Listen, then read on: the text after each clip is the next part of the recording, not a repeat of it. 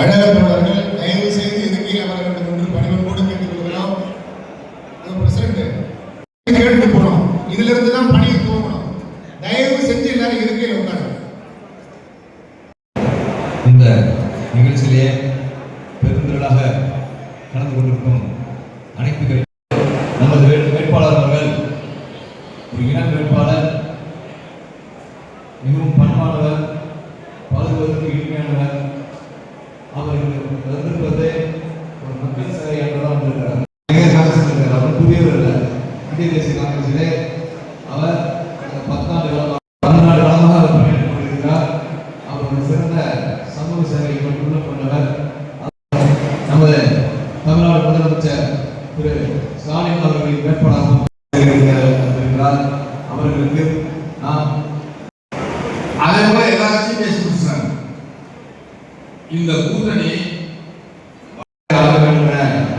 கூறிக்கொண்டு வாய்ப்பு நேரத்தில் காலம் கருதி வாய்ப்பு நன்றி குறிப்பிடுகிறேன்.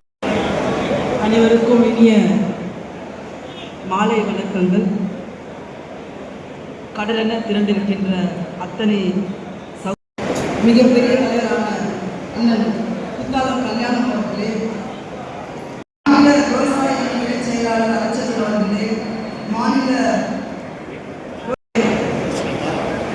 திராவிட முன்னேற்ற கழகத்தின் அண்ணன் மோகன் குமார் அவர்களே, கம்யூனிஸ்ட் இயக்கத்தை சார்ந்த பி. ஸ்ரீனிவாசன், நேசிக்கின்ற மண், வரவேற்கின்ற மண், அப்படிப்பட்ட ஒரு சிறப்பான ஒரு ஆன்மீக பூமி, அன்பை மட்டுமே போதிக்கின்ற ஒரு பூமி, வெறுப்பு அரசியலை ஒதுக்குகின்ற மாபெரும் ஒரு புண்ணிய பூமியாக நான் இதை பார்க்கின்றேன். யூனுஸ் அவர்களை பற்றிய ஒரு சிறிய அறிமுகம்.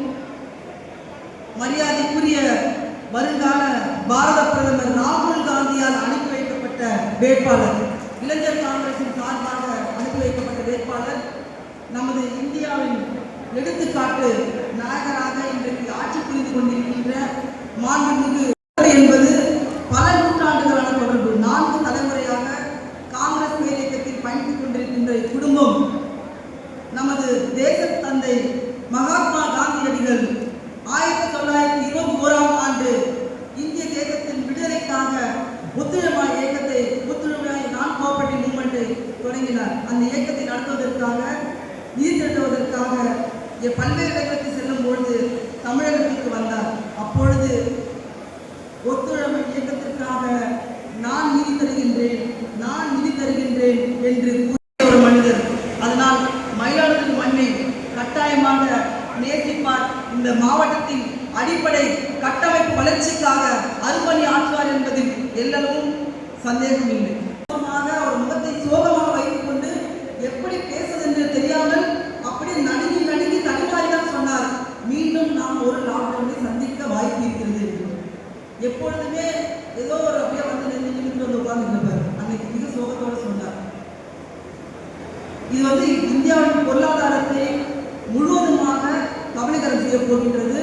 குறிப்பாக விவசாயத்தை சார்ந்திருக்கின்ற மக்கள் மிகவும் பாதிக்கப்பட போகின்றார்கள். நாம் எல்லாரும் உஷாரா இருக்கணும். ஸோ இப்படி தவறான முடிவுகளை தொடர்ச்சியாக இருக்கின்ற மோடி அவர்கள் கூட்டணிக்கு நாம் வாக்களிக்க வேண்டுமா என்று யோசிக்க வேண்டும். இன்றைக்கு மறைமுகமாக அதிமுக மூலமாக தமிழகத்தை கைப்பற்ற வேண்டும் என்று நினைக்கின்றார். நமது தமிழகத்தின் தவப்புதல்வன் மாண்புமிகு முதலமைச்சர் அவர்கள் இந்தியாவிலேயே எந்த மாநில முதலமைச்சர்களும் சாதிக்காத பல்வேறு திட்டங்களை நிறைவேற்றியிருக்கின்றார். குறிப்பாக பெண்களுக்கு 1000 ரூபாய் கொடுத்து மிகப்பெரிய அதிகாரத்தை கையில் கொடுத்த ஒரே ஒரு தலைவர் நமது தளபதி ஸ்டாலின் அவர்கள். வரும்போது சிபிஎம் ஆபீஸ்ல நம்முடைய செயலாளரை பக்கம் நின்றுட்டாங்க. அங்க பார்க்கும்போதுதான் தெரிஞ்சு என்னுடைய நீண்ட நாள் நண்பருடைய மகன் இவருங்கிற மகன்.